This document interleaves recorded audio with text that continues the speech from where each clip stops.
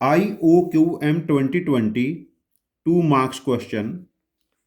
Let ABC be a triangle with AB equal to AC. AB equal to AC, ये दोनों side length equal हैं. DB point on segment BC such that BD equal to 48 plus 1 by 61 and DC equal to 61. Let EB point on AD, हम A को D से join कर लेते हैं, A को D से ज्वाइन कर लेते हैं, such that CE is perpendicular to AD and we have given DE का लेंथ 11 है एंड CD का लेंथ हमारे पास 61 था. तो पाइथागोरस थ्योरम हमारे पास होगी पाइथागोरियन ट्रिपलेट 11 60 61, तो CE का लेंथ 60 आ जाएगा. तो we have to find AE. AE को हम थोड़े टाइम के लिए M एज्यूम कर लेते हैं लेंथ ऑफ साइड को. अब इसको कैलकुलेट करने के लिए हम एक बेसिक कंस्ट्रक्शन करते हैं. हमें पता है ABC एक आइसोसेलर ट्रायंगल है, तो A से हम लोग BC पे एक परपेंडिकुलर ड्रॉप करा लेते हैं and this point is N. अब देखो हमें M कैलकुलेट करना है, M मतलब AE. तो पहले हम ट्रायंगल AEC पे फोकस करते हैं. तो यहां पर हमारे पास देखिए M square plus 60 square equal to AC square हो जाएगा. लेकिन यहां BD और DC तो हमारे पास ये अजीब से नंबर है ना, 48 प्लस 1 बाय 61 एंड 61. यहां पर मैं कैलकुलेशन को थोड़ा सिंप्लीफाई कर लेता हूं. BD को थोड़े टाइम के लिए हम X एज्यूम कर लेते हैं और DC को Y एज्यूम कर लेते हैं थोड़े टाइम के लिए. तो जो BC लेंथ है this is X plus Y. अब यहां पर देखिए जो CN लेंथ होगी और BN लेंथ है, ये दोनों X प्लस वाई बाई 2 हो जाएंगे. तो CN हमारे पास जो लेंथ है this CN this is X plus Y by 2 और DN लेंथ ये किसके इक्वल बनेगी, BN माइनस BD. BN कितना है X plus Y by 2 and BD को हमने क्या लिया था X, this is Y minus X by 2. अब देखिए यहां पर हमें दो ट्रायंगल, देखो AC, हमें यहां से AC की वैल्यू चाहिए. AC के लिए देखो triangle ANC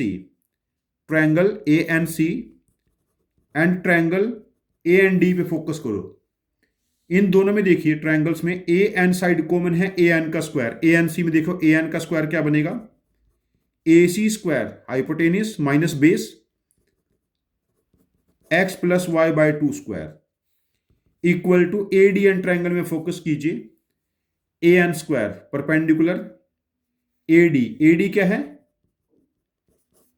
M plus 11 square minus DN X minus y by 2 square. अब यहां से देखिए बहुत ही इंटरेस्टिंग डेटा बनेगा हमारे पास. AC स्क्वायर इतने वाले में से देखिए यहां से AC स्क्वायर